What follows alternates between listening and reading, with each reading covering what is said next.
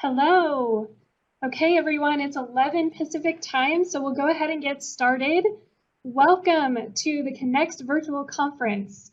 Wow, we are here and it's really happening. We're so excited to be launching this event and bringing you some incredible speakers over the next 5 weeks or so.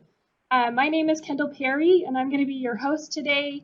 So first off, welcome. Thank you for joining us. I hope you can hear me okay. If you're having any audio issues, please let us know in the Q&A box on the right-hand side of your screen. So before we kick off our session, I'd like to take care of a few housekeeping items first. Content, we are scheduled for about 60 minutes of content. We will also have some time to do Q&A. So as we go throughout the presentation, please feel free to drop your questions into the Q&A box that I just talked about on the right-hand side of your screen. We encourage your participation throughout the session, so please don't be shy. That box will remain on your screen throughout the entirety of the presentation. Please type questions in at any time. Also, if you have technical difficulties during the session, you can seek help in the Q&A box as well. We have a team of people that are behind the scenes and ready to assist you. Recordings. If you have to leave the session early, we'll be posting recordings daily in the Facebook group. There will be more info to come at the end of the presentation on how to join the group, and we'll be sending an email at the end of each week with all the recordings from that week. For CE, our goal is to offer CE credits for all courses. The evaluation and the quiz will be sent with the recordings at the end of each week, and then your CE certificates will be issued within about 60 days. Okay, so with that out of the way, it is my absolute pleasure to introduce our presenter for today, Dr. Brad Vail Md. Dr. Bale serves as associate professor at multiple universities across the country. He also runs a private practice in Gallatin, Tennessee. Dr. Bale is one of the nation's leading specialists in preventing heart attacks, strokes, and diabetes. Convinced that the standard of care wasn't doing enough to identify early stages of CVD or cardiovascular disease and to avert recurrences in heart attack and stroke survivors, he co-founded the Bale-Donine method with Amy Donine in 2001. And since then, he's given numerous presentations to medical and dental groups in the US as well as abroad. This personalized approach of CV risk assessment and management evolved to an effectiveness level sufficient enough for them to attach a guarantee to their clinical practices. Their research on CVD prevention has been published in more than 10 respected medical journals. Dr. Bale is on the editorial board for the medical journal Healthcare in Low Resource Settings. Dr. Bale has also served as a reviewer for the American Journal of Cardiology and CDC's Preventing Chronic Disease. Last but not least, he is co-author of the nationally best-selling book, Beat the Heart Attack Gene. Dr. Bale, it is an absolute pleasure to have you with us today. Before I turn it over, I'd also like to introduce another voice you're going to hear on today's session. We also have Dr. Cooch joining the conversation. He's the founder of CaryFree. Dr. Cooch also has an impressive resume, and we're lucky to have him as our resident caries risk management expert. He is newly retired from private practice after 40+ years, but he's managed to remain as busy as ever with giving back to his dental community and his speaking engagements. Dr. Cooch also continues publishing papers in journals. He acts as the scientific advisor for dental caries at the prestigious Kois Center in Seattle, Washington, and he's a scientific reviewer for multiple journals, including JADA, Compendium, and Inside Dentistry. Wow, the bios that I've just read only begin to scratch the surface of what these two have done for their respective communities and their industries. Dr. Cooch, would you like to say a few words and officially hand it off to Dr. Bale?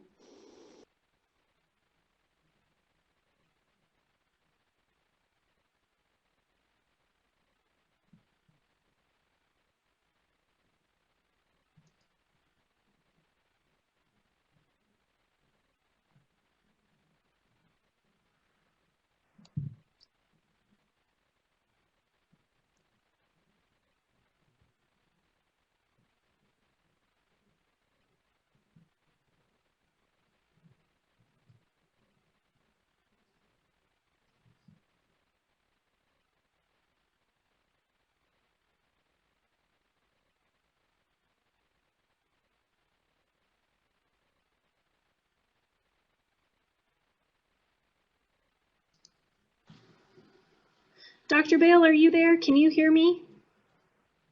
I can hear you. I couldn't hear Kim if he spoke. Yeah, I can't hear Dr. Cooch either. Well, that's okay. I'm going to work on the background, getting his audio tested. So why don't you go ahead and take over? You can jump into your content, and then we'll come back to Dr. Cooch in a little bit.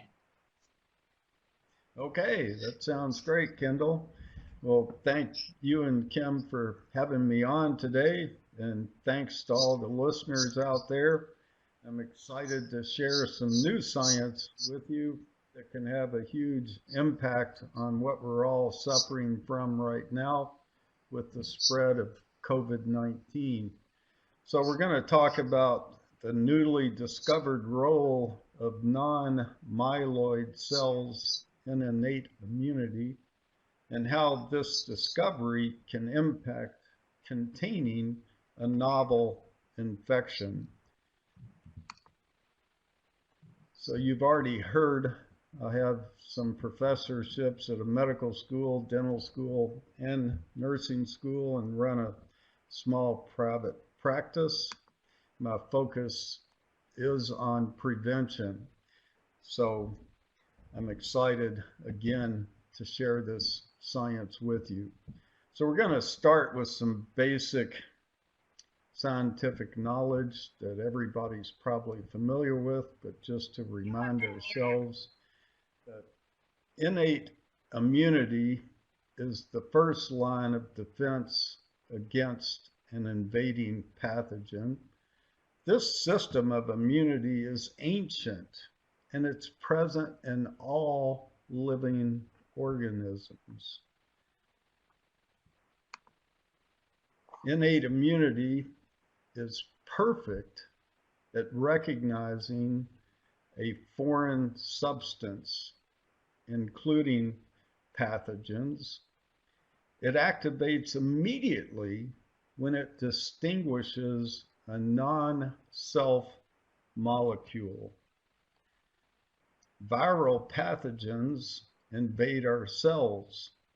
Receptors in the cytoplasm of those cells detect these intracellular pathogens and induce innate immune responses to block their replication. A robust innate immune response to a new pathogen is critical.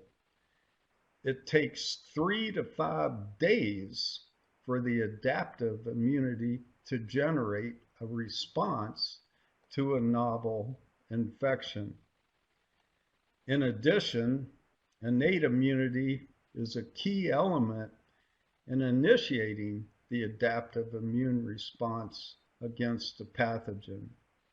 The induction of molecules and secretion of cytokines and chemokines by the innate immune system significantly affect the quality and quantities of T and B cells of the adaptive immune system.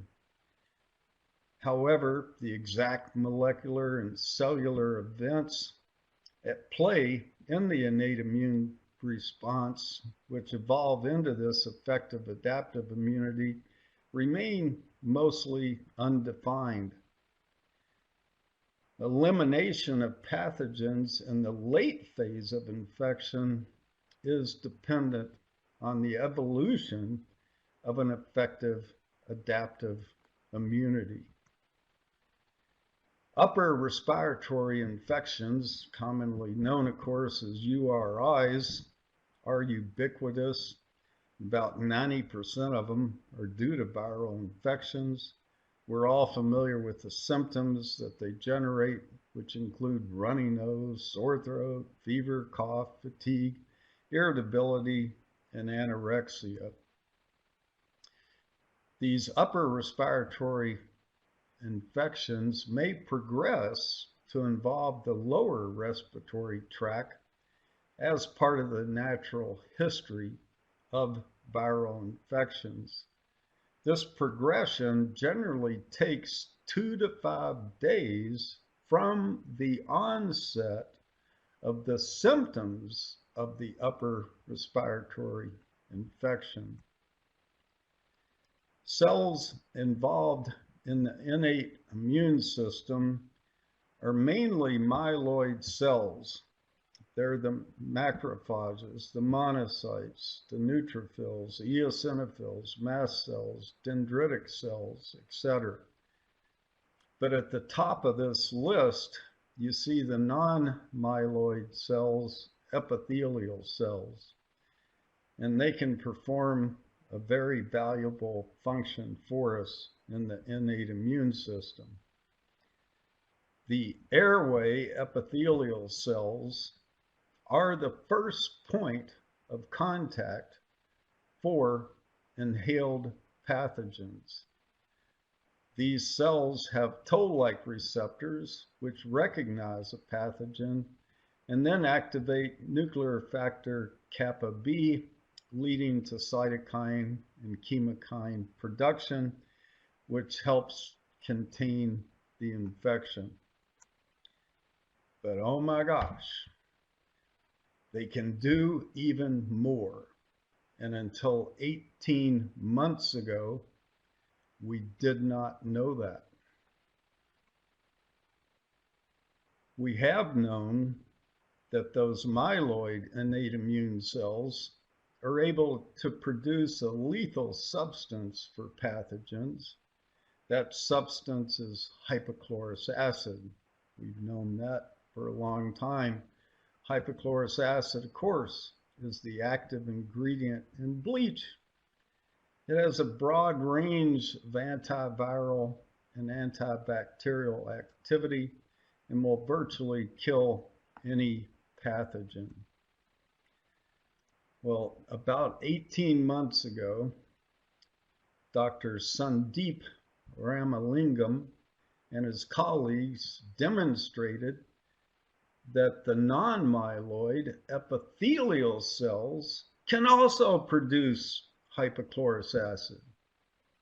Once the cells are infected, they generate the substance within hours. The amount of hypochlorous acid generated, they were able to show, was directly related to the concentration of how much chloride was inside the epithelial cell. The hypochlorous acid produced in these cells in their study was shown to kill viruses, including coronavirus. Obviously, it wasn't COVID-19, it hadn't arrived on the scene yet, but coronaviruses are all built essentially the same. So it did kill this other variety of coronavirus. Bathing the epithelial cells in hypertonic saline enhances the quantity of hypochlorous acid formed. And rinsing the nasopharynx with hypertonic saline can create a powerful ground zero assault upon an invading pathogen. So in light of that science, they published another study just a little over a year ago called the ELVIS study.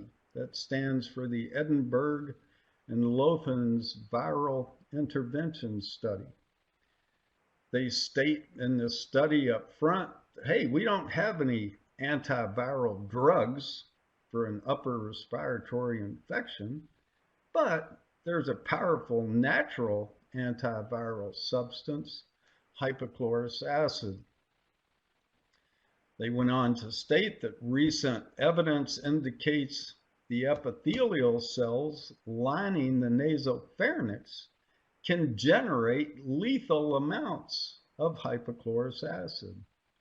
The effectiveness of hypochlorous acid production is dependent upon intracellular chloride. Exposing those epithelial cells in the nasopharynx to high concentrations of chloride by using hypertonic saline could enhance the frontline innate defense against viral pathogens. Such exposure could be accomplished by nasal irrigation and gargle of a hypertonic saline solution. So they performed this randomized controlled trial. They took 61, quote, healthy adults who had come down with an upper respiratory infection within the previous 48 hours. Most of the patients were female, and 30 of these patients were treated with the hypertonic saline nasal irrigation and gargle, and 31 were treated with just standard care. The outcomes included acceptability of the treatment, symptom duration, and viral shedding. Nasal swab detected virus in 73% of these patients with the upper respiratory infection. 56% of the viruses were rhinovirus, 31% were coronavirus. They used Cornish sea salt for the hypertonic saline solution, and 80% of the patients, they had a mixture that was 3.0% saline. Most of you probably realize the ocean is usually around 3.5%. You probably also realize over-the-counter preparations of saline irrigations for the nose are usually 0.9%. So this was a much stronger hypertonic saline solution, which would provide a lot more chloride for the epithelial cells. A few people used 2.5% and a few 2%. The recommended frequency of doing the irrigation and gargle was 6 times a day for the first 2 days, then decrease frequency as symptoms dictate. The participants performed the nasal irrigation and gargle for a median of 3 times a day and a median of 5 days. 100% of the patients stated, hey, making this stuff is easy. It's easy to make hypertonic saline solution at 3.0%. 89% of them said, look, the procedure is comfortable or moderately comfortable. I can certainly do it. And 86% also stated doing the procedure outside of the home was acceptable. The duration of the upper respiratory infections was significantly reduced with the nasal irrigation and gargle. The mean reduction was 2 days with a significant p-value of 0.01. In addition, the severity of all symptoms of the URI were significantly reduced. The p-values range from 0.02 to less than 0.001. Viral shedding was reduced 66%, and the spread to household contacts decreased 35% compared to the standard therapy arm with a p-value of 0.006. So they concluded from this study that hypertonic saline nasal irrigation and gargle, it's an acceptable therapy. They also showed it can reduce the duration and the severity of upper respiratory infections. And this procedure also reduced viral shedding.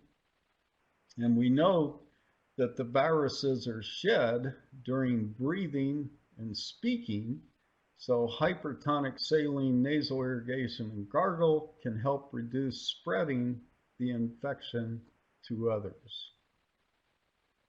Okay, with that background and that science, again, some of which was very recently published, and I think we all realize normally from the time good science is published until it gets clinically used is 25 to 30 years.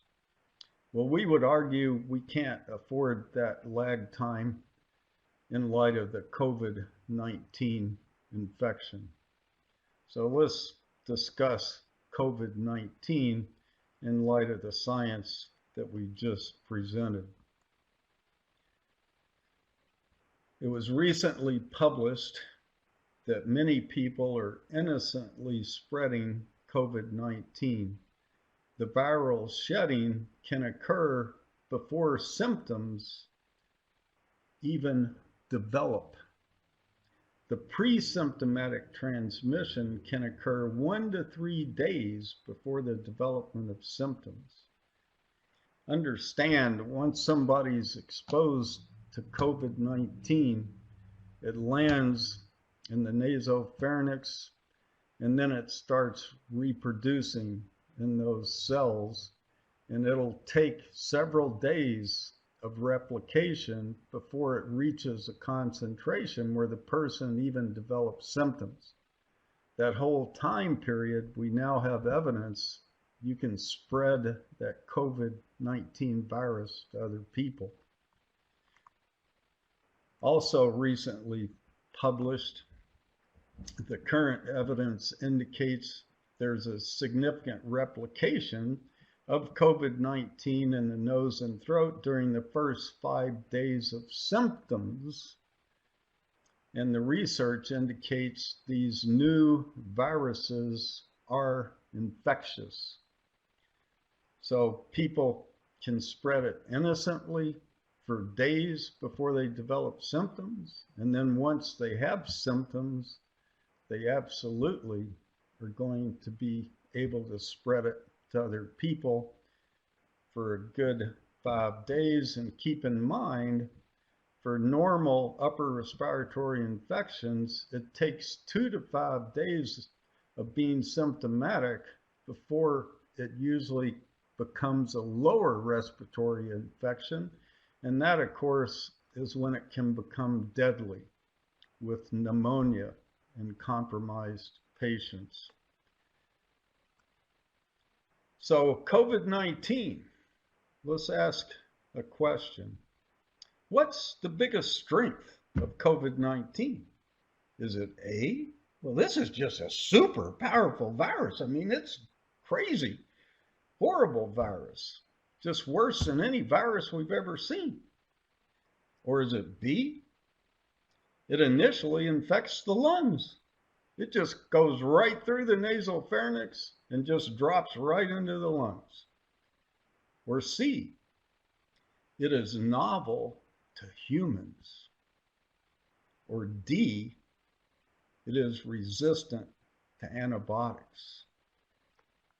We would argue the answer unequivocally is C.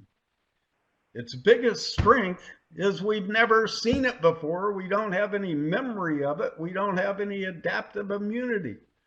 So we have to rely on innate immunity to get a great initial response on the front line to prevent it from becoming a lower respiratory infection, where it then again can become deadly. Its biggest strength is simply it's novel. It isn't a super powerful virus. It's a coronavirus. It's encapsulated. They're usually easier to kill. It doesn't initially infect the lungs. Most everybody, it's going to hang out in the nasal pharynx for days before it drops to the lung. And yes, it's resistant to antibiotics. All viruses are. But the answer would be C. Let's ask another question. What's our biggest strength against COVID-19? Is it A? Oh, we can go run and hide from it. We just go hide somewhere so it doesn't find us anywhere. Well, we can try. B, we can develop adaptive immunity to it. Yes, we can. But that takes 3 to 5 days after you develop symptoms. And for some people, that lag time is going to be deadly for them. But yeah, you can. C, we can use innate immunity. D, we can wash it off our hands and face. Yeah, that's great. We can. So all 4 of these are important. All 4 of these are strengths. But we would argue the biggest strength is C. We can use innate immunity, that ancient system of immunity that immediately kicks in when any foreign molecule, including any new pathogen, gets inside our body and starts getting inside our cells. And if we can mount a huge upfront, great innate immune response, we can keep the infection from becoming a life-threatening disease. So considering what has been covered scientifically, do you have any thoughts about how to slow the spread of COVID-19, which would reduce the much more serious lower respiratory infections? Hopefully you do have thoughts. Let's go over the science again. COVID-19, folks, is not a super bug. Its biggest strength is it's novel. Our bodies have never seen it before. So the only defense we have up front is the innate immune. Our biggest strength is that innate immune system, which is going to recognize this foreign intruder immediately, and the first cells that get invaded by it, the epithelial cells of the nasopharynx, can produce a lethal substance to it, hypochlorous acid. So if we reinforce the very front line of innate immunity with chloride, these soldiers, so to speak, can destroy COVID-19 with hypochlorous acid before a person even realizes they ever have COVID-19.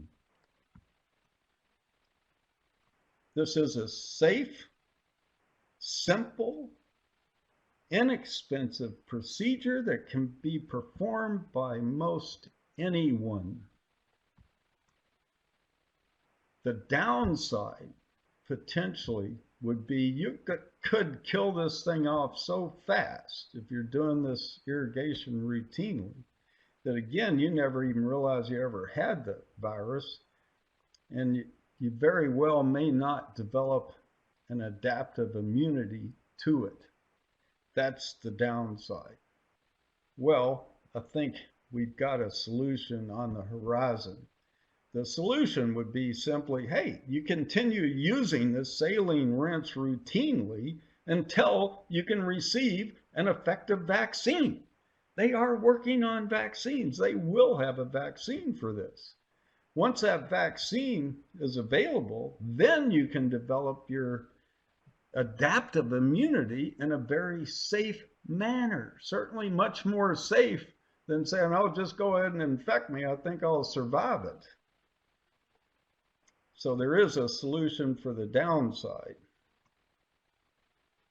So hypertonic saline nasal irrigation and gargle is simply adding to all the measures we're all taking now. The social distancing, the washing the hands. Now they're saying wear a mask if you go out.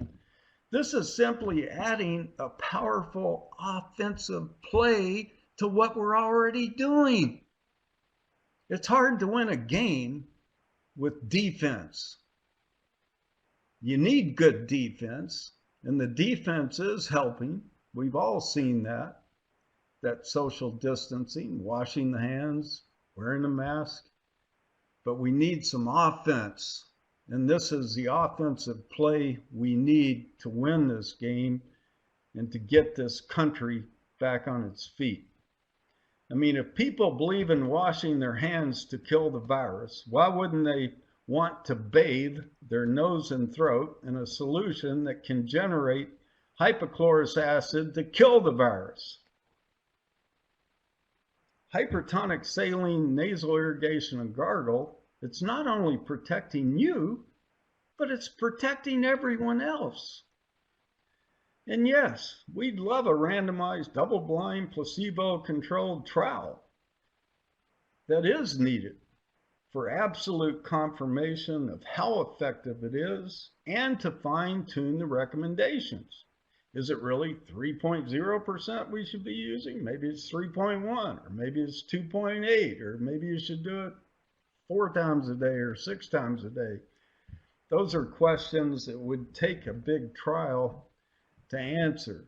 And we're well aware that the World Health Organization came out with a statement saying there's no evidence that nasal irrigation with saline is going to kill COVID-19. Well, of course, they're right.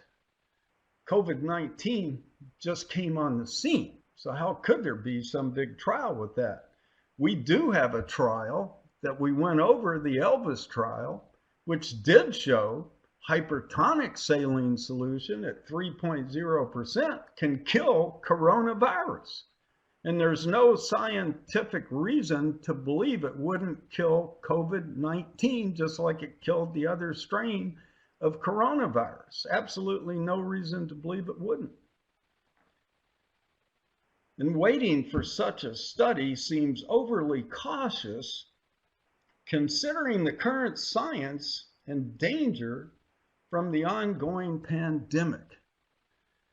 This nasal irrigation and gargle is just as safe as washing your hands, putting on a mask before you go out, and trying to stay away from other people.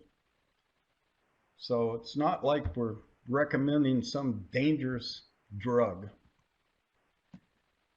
So if you agree, hopefully you're going to start doing this routinely. So let me cover some of the details. How do you make this hypertonic saline solution? Well, if you take 4 cups of water, you want to boil it. Get it to a rolling boil for about 3 minutes to purify the water. You're going to need 2 tablespoons of salt. It doesn't have to be sea salt, but preferably non-iodized salt, simply because iodine is a bit irritating to the tissue in the nasopharynx. So you want to wash your hands. That's a great idea. Choose a clean container. Add the salt to the container, then pour in the freshly boiled water into the container and mix it thoroughly until the salt completely dissolves. Then you want to close the container with an airtight lid and store it in a refrigerator and make a fresh batch every 24 hours. And quite frankly, I think if you're really making a fresh batch every 24 hours, it's safe enough to leave it air temperature, really. And it's more comfortable when you do the nasal irrigation if it's at room temperature. What about frequency of use? If you have symptoms or a confirmed case of COVID-19, repeat the use at least every 2 hours or even more frequently as symptoms dictate. If you are asymptomatic and you do not have known COVID-19, repeat the use every 6 hours. And certainly throw in an extra one if you have to go out of your home and you're potentially exposed to the virus. And I would actually even include, like, I'm going outside for some plods now. I don't even call them jogs anymore. I'm so daggone slow. But anyway, after I get back home after doing my plodding, the first thing I do is this nasal irrigation and gargle. Why? This is an airborne virus, folks. It's tiny. It can get caught in air currents and it can travel quite some distance. So anytime you're out, the safest assumption is, oh, I may have picked up a little of that COVID-19. And then if you immediately do this hypertonic saline, you're going to generate enough hypochlorous acid, you should destroy it before it can start reproducing. So we recommend everybody perform this hypertonic saline nasal irrigation gargle. We recommend continuing it at least until the CDC no longer considers it a threat, which that may be, quite frankly, several years. The better recommendation is, look, just continue it routinely until you can get an effective vaccine. An effective vaccine most likely be available sometime within a year. And then you can develop that adaptive immunity in a safe manner. In the meantime, just use a saline and believe that you're killing it off if you were exposed before you could even develop effective adaptive immunity, get the vaccine. So how to use it? There's an excellent website that was put up after the Elvis study was published. And you probably noticed that was published in a Nature journal, which is, in our opinion, they're as high on the list as you can get with scientific publications. So it's an excellent study. They created a website afterwards in which they have videos showing you how to make the preparation and how to utilize it. Then on our website, balemd.com, we have all the scientific papers. We have the white papers that we've published about recommending everyone in the country do this. And there's a YouTube video discussing it as well. So there are plenty of resources. If you go to those two websites, you should be able to get all the information you want. Okay. So I think that's the end of my presentation. So we should have plenty of time for questions, comments. Yes. It'd be great to get some feedback. Yeah, thanks, Dr. Bale. This is really good and really important content. So I appreciate you going through this. We've had a lot of questions coming in. Before we take questions, though, I think we've got Dr. Cooch connected now. So I know he'd like to say a few words, and then we can jump into questions. Hey, well, I just want to welcome everybody to launch this series. Hopefully you can hear me now. My microphone wouldn't log on before, but Dr. Bale, Brad, I met you 10 years ago, you and Amy, and I've invited you to speak numerous times to different dental meetings around the country, and highly respect the work that you guys have done. One of the things that kind of caught my attention in your presentation was the lag of 30 years from the time that something is published to the time it gets implemented clinically, and certainly we're guilty of that in dentistry as well. But I can't think of a better person and a better topic to launch this entire series than your presentation. I think this is amazing information, and I'd encourage every one of our attendees and their families to be doing this. And again, I just want to thank you, Brad, for coming on and sharing this with us. Well, thanks, Kim. No, I appreciate the opportunity to do it. And I think you're exactly right. I mean, this science is so new that I honestly believe a lot of people at the CDC are not even aware of it. I don't know how they could be aware of it and not be recommending it. It is an offensive maneuver we can all do, which in our opinion, it would make a huge difference in how fast we reduce new cases. I think if everybody in the country did this within 2 weeks, the CDC would be scratching their heads like, what in the world is going on? We predicted all these new cases and we've only seen a few. What is happening? So I just have to believe they're ignorant of the science. We know that occurs. It does usually take 25 to 30 years, and we just can't afford that type of lag time with this pandemic that we're all under right now. But thanks for giving me the opportunity to spread this message. Well, I think one of the challenges we've all got is this is such an unprecedented situation that we're finding ourselves in, and so everybody is a bit stressed, personally, emotionally, financially. We worry about our patients, we worry about our teams and our dental practices, we're worried about our family and ourselves. And every day it's like there's conflicting new information coming out. And I think that just adds to the stress. So being able to take something that works, like, wearing a mask when you leave your home, washing your hands frequently, and yes, why wouldn't you rinse your mouth and your nasal sinuses, with the saline? This is such a simple thing to do. Why wouldn't we be recommending and doing that as well? So I really applaud your efforts here. I'd love to see this whole concept go viral, because the sooner we can all stop the transmission and spread of this virus, the sooner our lives can kind of go back to a new, I guess I should say, a new normal.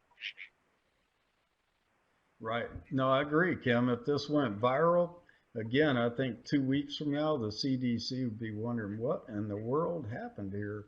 We're just not seeing the new cases like we thought we would. Obviously, nothing's going to be 100%. I'm sure we'll eventually find out there are genetic defects for some people. Their epithelial cells in the nasopharynx can't generate hypochlorous acid like it's supposed to. So it's not going to be 100% effective, but I think it would be so effective that potentially within 2 to 3 weeks, we'd be saying, I think people can get back to work. And the other thing that was great in that Elvis study was 86% of the people said, hey, there's no problem doing this at work. It's not hard to do at work. Yeah. I can take this solution at work. So everybody goes back to work and they keep up doing the saline irrigation for sure until they can get that vaccine, because I do think it'd be so effective. Most people that did it that weren't symptomatic, they would never mount an adaptive immune response. They'd kill it off so fast they never even would know they had it. I mean, it's exciting. Yeah. And it's simple, safe, inexpensive. Anybody can do it. So I just have to believe that the CDC scientists are unaware of this science. And that's understandable because it is brand new and not many people are going to be up to speed with it. And I think that's one of our challenges. One other closing thought I had here was, Philip Marsh back in 1988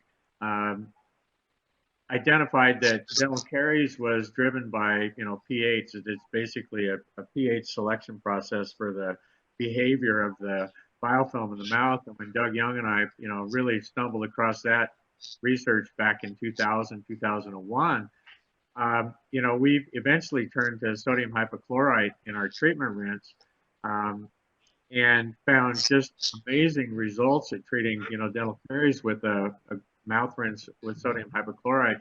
And we were doing it because of the fact that it was an effective antimicrobial agent, but also because of the high pH.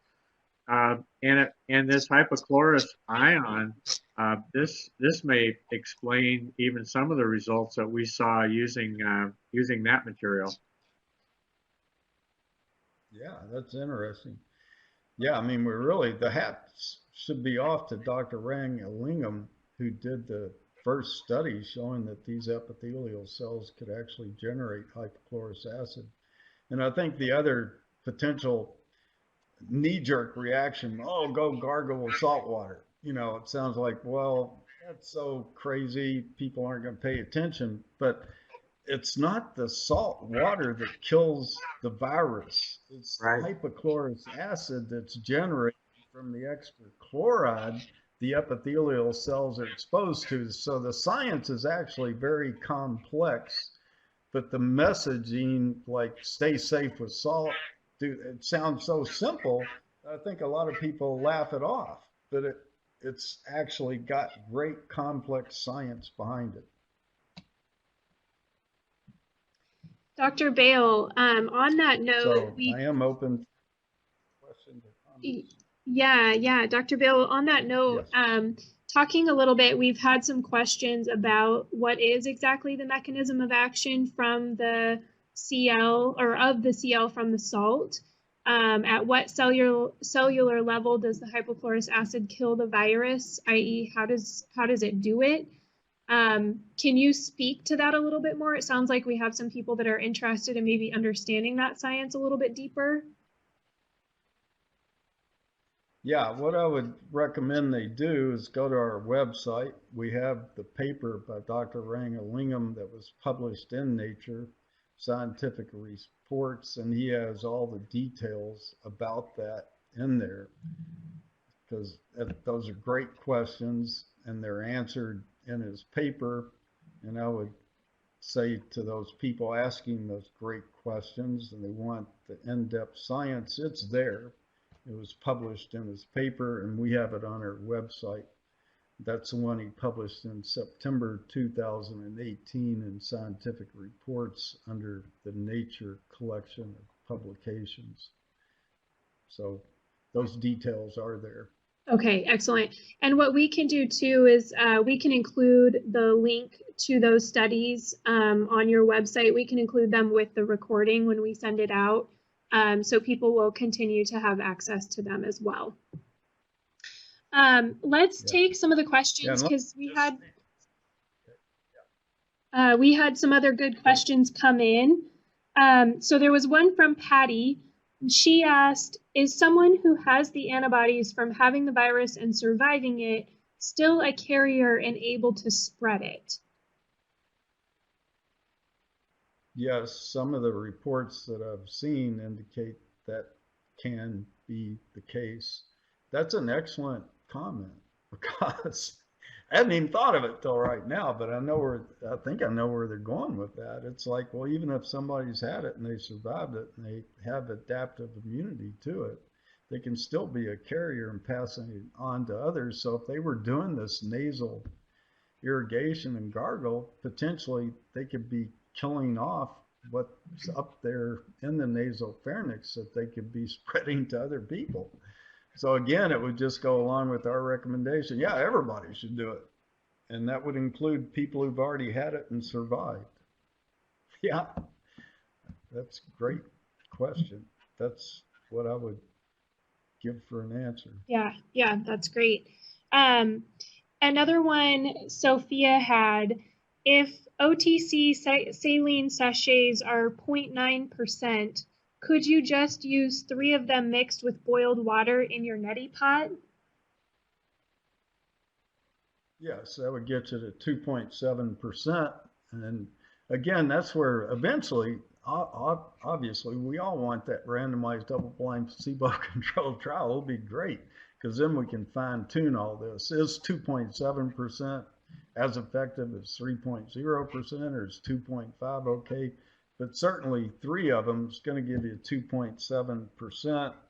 And I would think the more chloride you expose the cells to, I mean, you could argue, well, why not put 4 in there? You know, make it 3.2%. Nature has 3.5 in the ocean. So I think if I was going to do it, I'd probably throw 4 of them in.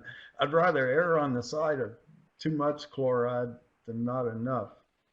But yeah, you could certainly double or quadruple, triple the amount. Let's ask this one. So you touched on this a little bit. So I think it's worth circling back to and expanding on it, because we had a few questions about this. So Kenneth says, my wife quit doing the nasal irrigation because it caused her some sinus discomfort. Is there any problem with only doing the gargling? Yeah, I mean, the virus is going to replicate heavily in the nose and potentially even in the sinus cavity. So I wouldn't just go with the gargles. So what I would experiment with instead, number one, make sure it was non-iodized salt, because the iodized salt certainly is more likely to cause irritation. So make sure it was non-iodized. And then instead of 3%, I'll cut it down to like 2.5% and see if that's tolerable. Or if that isn't tolerable, cut it down to 2.0%. But I would not give up on the nasal irrigation part, because that's a huge place where that virus is going to replicate. Mm-hmm. And you can play around with the temperature. You know, maybe she was grabbing it right out of the refrigerator. Well, I know that can tend to be more uncomfortable. So I think room temperature seems to be more comfortable for the nasal irrigation part. So I wouldn't give up on the nasal irrigation. I'd play around and try and get some of that in place.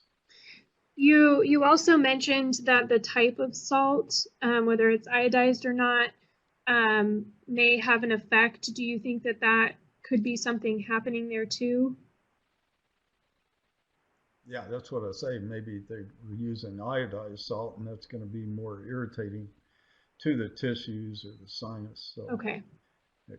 Yeah, optimally it's non-iodized, just less likely to cause discomfort.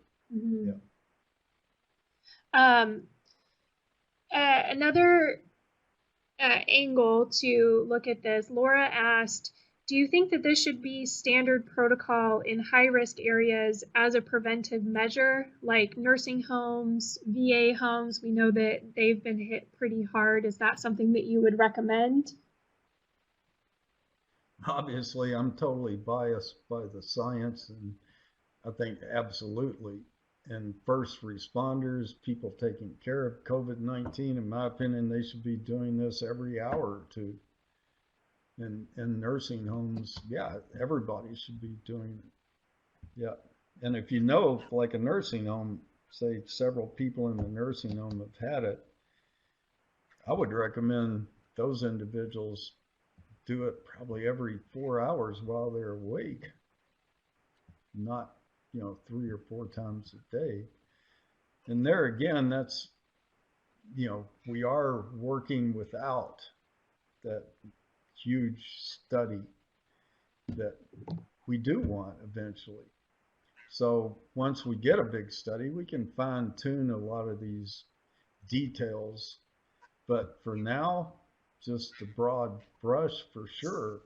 Yeah, every nursing home, the inhabitants of that nursing home should be doing this. I would say at least every 6 hours, every 4 hours, if there have been cases of it in the nursing home. Absolutely, especially with the risk so low. It just seems like a no-brainer. Like why wouldn't we be doing that, especially in all of those places? Yeah, no, I mean, you almost have to just kind of laugh about it. I mean, what in the world? I mean, so tell people to wear masks, tell them to wash their hands, tell them not to be around other people. That's all great. That all helps. But this is a powerful offensive move that could change the game. It is hard to win a game when all you have is a strong defense. A strong defense is important, right? Mm-hmm. We're not saying it isn't, but it's tough to win a game when that's all you have. If you don't have some good offense, it's tough to win. And I think this is the offensive move this country needs to put the brakes on the spread of this virus and get us all back to, as Kim says, whatever the next norm's going to be. It won't be exactly what it was before, but at least get us, most of us, back to work. You can still make an argument, hey, I'm 71. So you can make an argument, well, look, the new cases has plummeted because everybody's doing this nasal rinse and irrigation.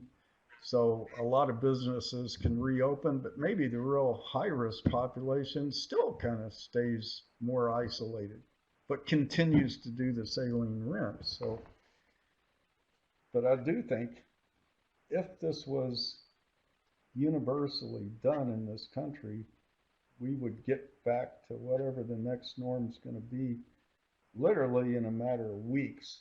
And I'm afraid if we don't, it's going to be months. Will you talk a little bit? We've had a couple people ask about people with hypertension. Is there any concern there with them doing this? Right. Yeah, certainly.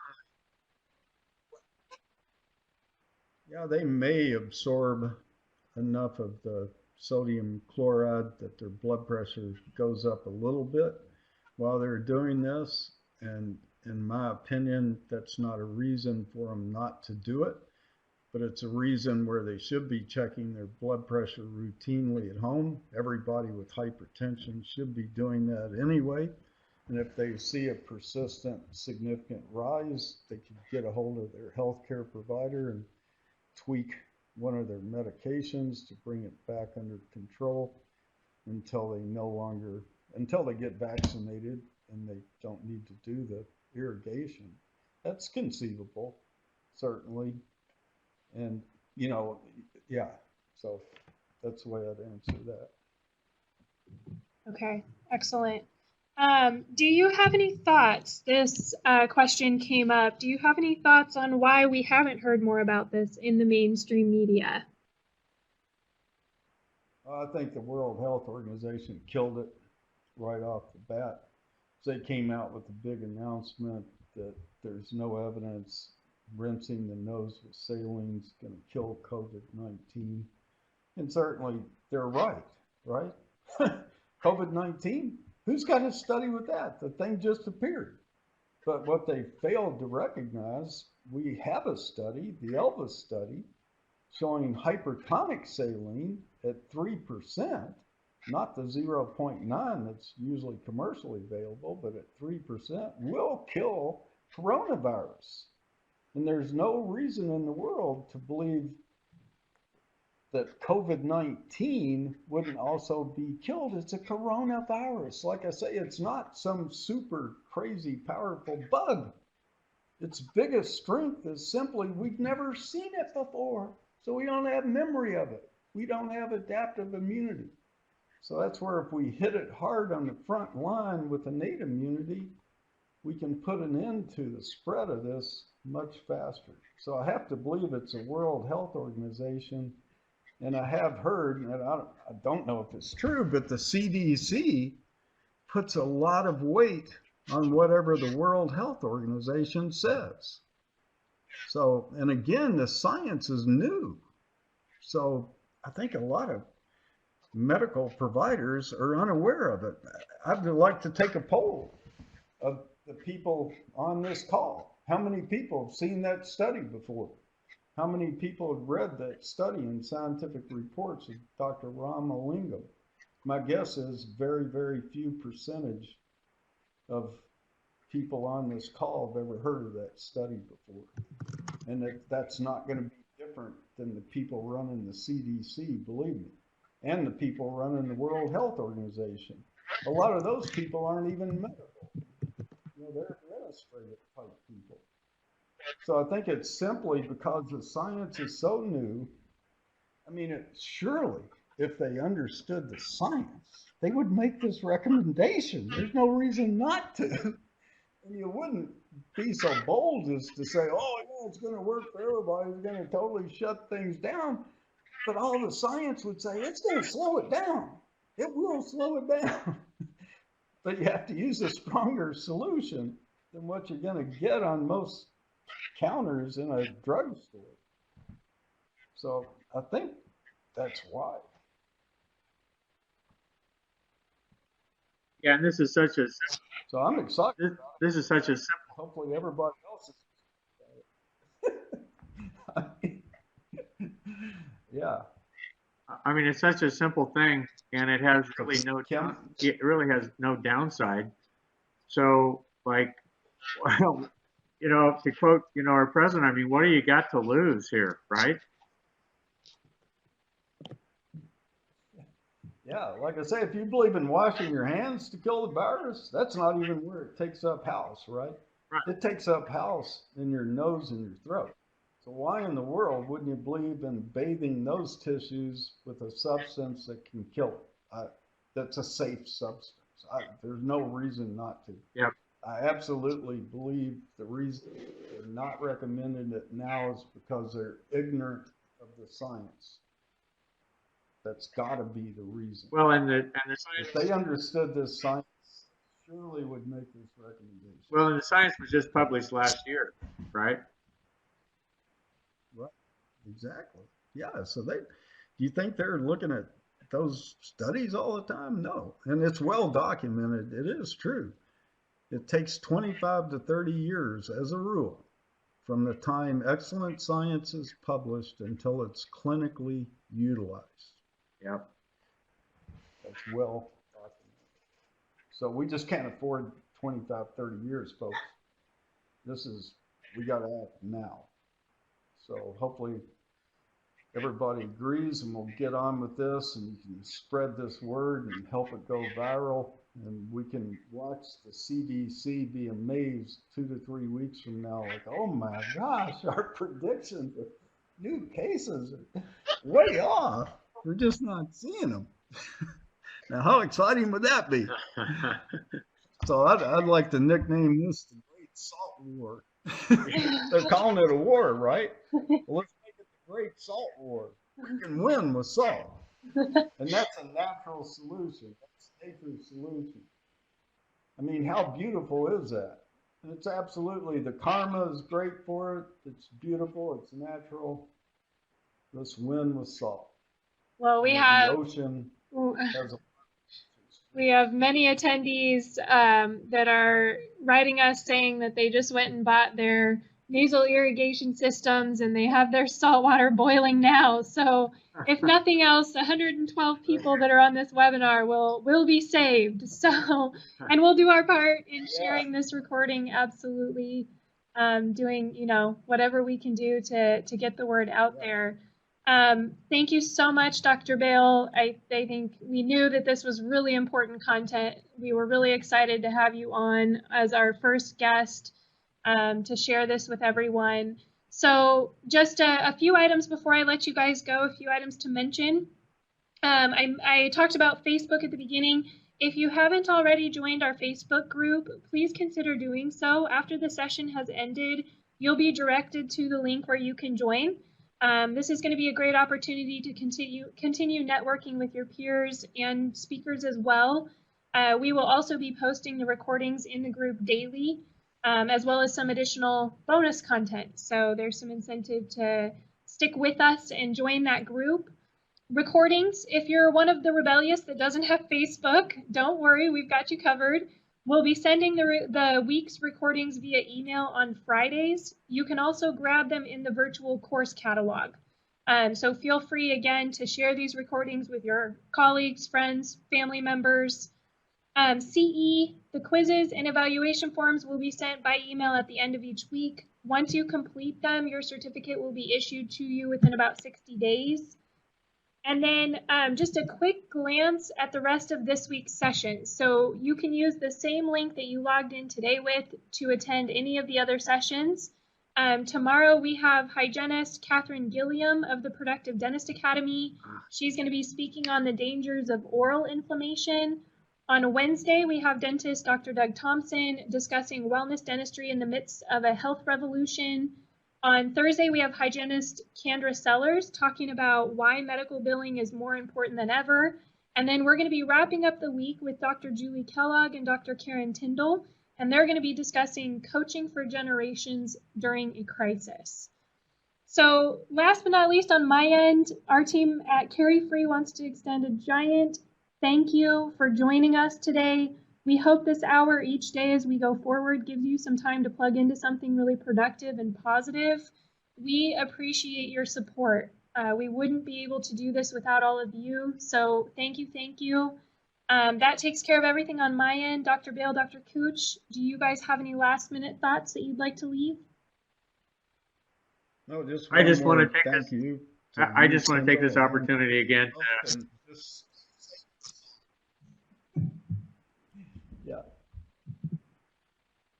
I just want to take this opportunity to thank everybody that attended, and please share this information with everybody that you know. And Brad, thank you so much for being a champion for this. And again, I can't think of a better person and a better topic to launch this entire series. So my heartfelt thanks go out to you, Brad. Everybody be safe. Stay safe with salt. Yeah. All right. Thanks, Kim. Okay. Bye. Bye. Okay, bye-bye.